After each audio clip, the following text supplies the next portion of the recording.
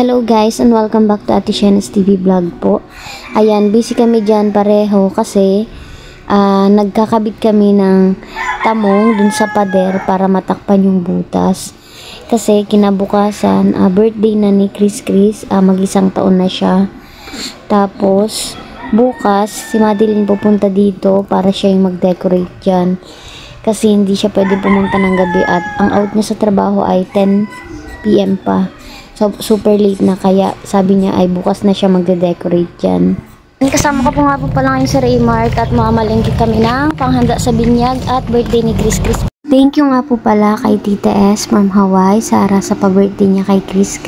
Dito po kami ngayon sa groceryan kasi kukuha kami ng mga kailangan namin para sa aming lulutuin. Alas kaibap dalawa. O yan, sayang kulay dilaw. Kasama namin si Chris. Oh, Chris! Oh, yan, tama yan. Ano? Makuha kang bigas? Dalawa lang yan, tama lang. Oo, dalawa tama. Tig-isa, sakto lang yan. Isang ano. Kaya naghahanap pa kami ng iba pa. Hindi, tama, sakto lang yan. Yung mag-ama, oh. Ayun si Chris, oh, yung galing. Nagtutulak na. Oo, nagtutulak. Ang makulit po yan. Kahapon nagbili kami ng mga lobo. Sobrang kulit. Alin daw? Aling spaghetti daw? 2 kilo lang yan. Yan. Kuha po kaming spaghettihin para sa mga bata. Anong kukuhain natin, Lana? Sa palengke na? Sa looban? Ayan, kuha din kami niyan. Tsaka yung pula, isa pa. Yan. 2 niyang pula. Sarap, paminta. Bahala kasi ginaganyan na. At para tansya-tansya ang pagluto. Tapos suka, tawyo, adobo. Yung isa na, boy. Ayan sa baba. Ayan, oh.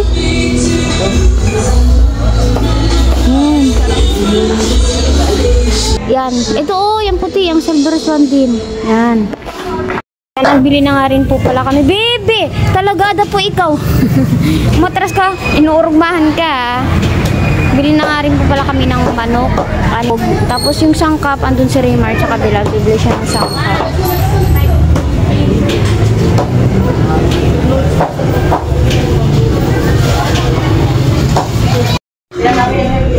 Ganyan? Ganyan? Bio natural? Pansit, 2 pa.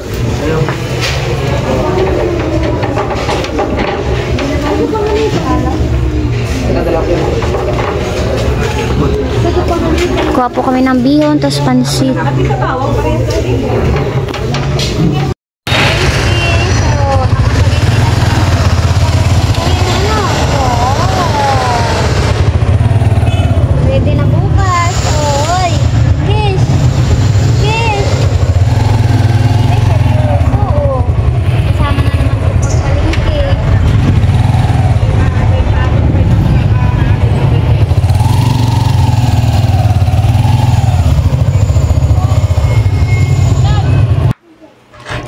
Dito nga po pala, nagkagayak na si Raymart ng mga sangkap, hinihiwa-hiwa niya na dyan. Para bukas, ready na lang na isama sa lulutuin, hindi na maghati-hati.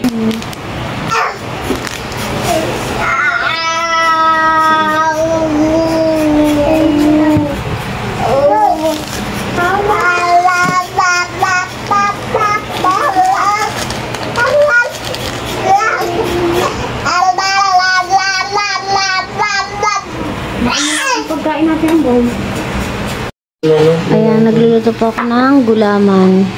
Kasi dun sa gasol, nakasalang yung ano ni Raymart, yung kinatay niyang manok. So ito siya, nagigiris na ng mga gulay. Si Chris naman, naglalaro. Ay, ang ganda ng upo. Ayusin mo daw ang paa mo, baby. Iluma ang paa mo.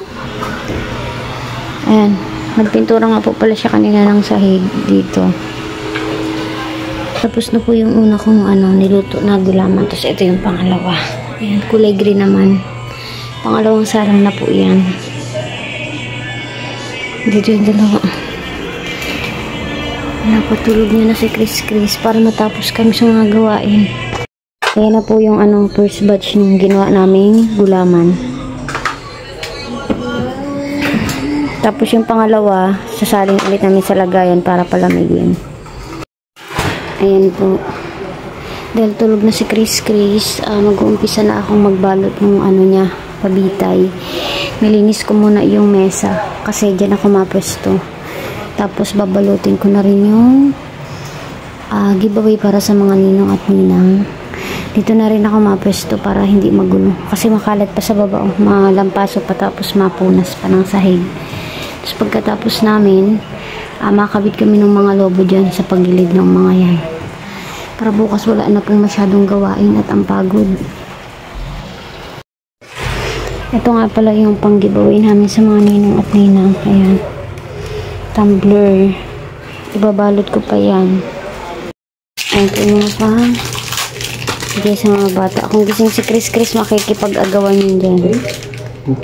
Ayan po. Nagbabalot si Raymart ng mga pang sabit para sa mga bata.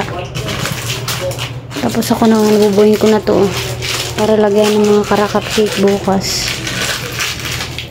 Tapos yung hotdog, tutusok na lang sa barani ng saging.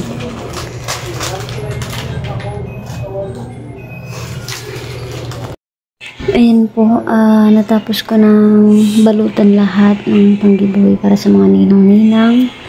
Nakapagbalot na rin kami ng pabitin para sa mga bata. At ayan, makakaayos na ako dito sa mesa. Ayan. Pero magulo pa sa baba. Sobrang gulo pa. Sunod naman, magkakabit ako ng mga lobo dyan sa paligid.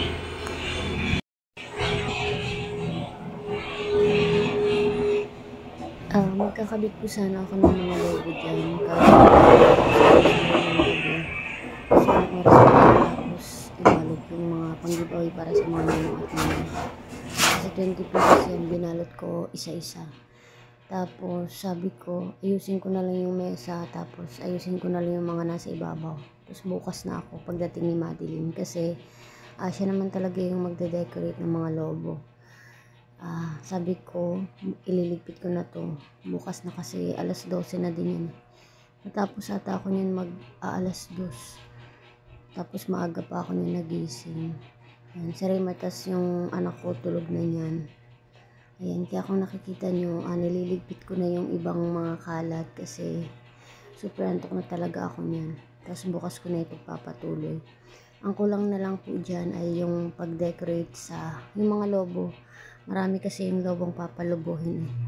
Wala kaming pang-pump ng lobo, kaya ang gagawin ko yung nebulizer na lang.